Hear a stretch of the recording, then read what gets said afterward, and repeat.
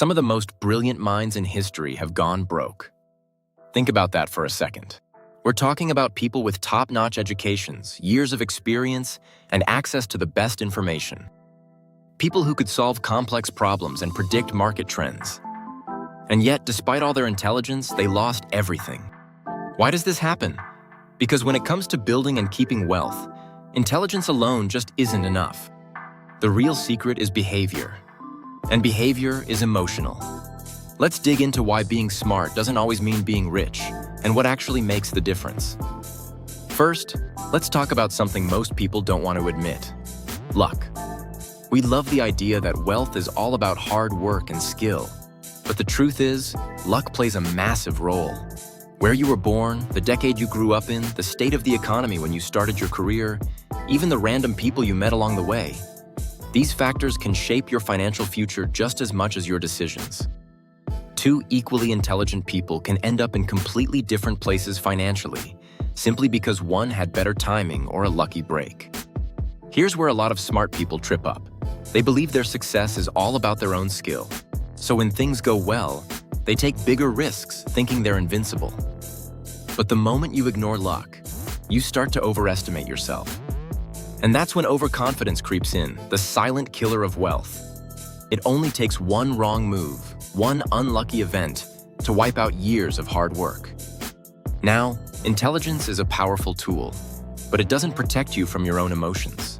Money decisions aren't made in spreadsheets or calculators. They're made in your gut. Fear, greed, envy, pride, ego, these emotions don't care how smart you are. Even billionaires panic during market crashes. Even professional investors feel FOMO when everyone else seems to be getting rich.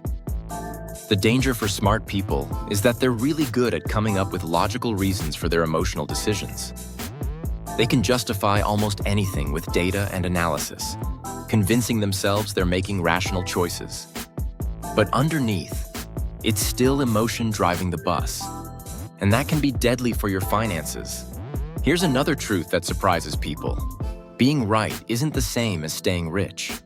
You can make the right call, pick the right investment, analyze everything perfectly, and still lose it all if you take on too much risk.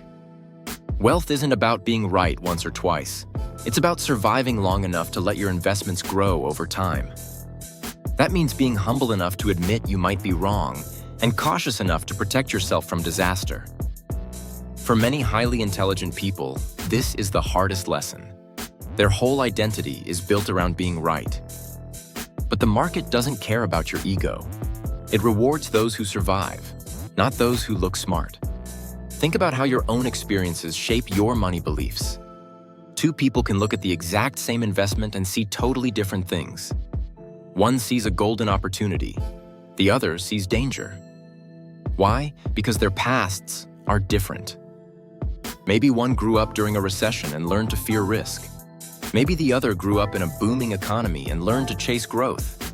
Neither is crazy. They're just shaped by their experiences. When you realize this, you start to understand why people argue about money so much.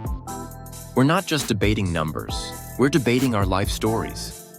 So before you judge someone else's decisions or your own, ask yourself, is this belief really the truth or just a reflection of my past?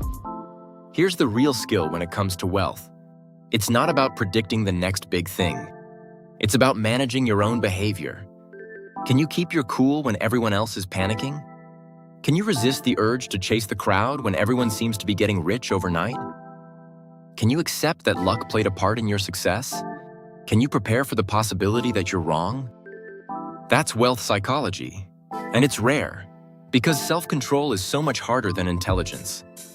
Most people spend their lives trying to get smarter about money. Very few try to get calmer. But in the long run, calm behavior beats high intelligence every single time. So here's my challenge to you. Think back to a financial decision you made, one that was driven more by emotion than logic. Don't judge yourself for it. Just try to understand it. Drop your story in the comments, because awareness is the first step toward real wealth. And if you're curious about how a single dollar can quietly grow into millions, stick around for the next episode. We'll explore why patience is the superpower most people ignore, and how it can change your financial future. See you there.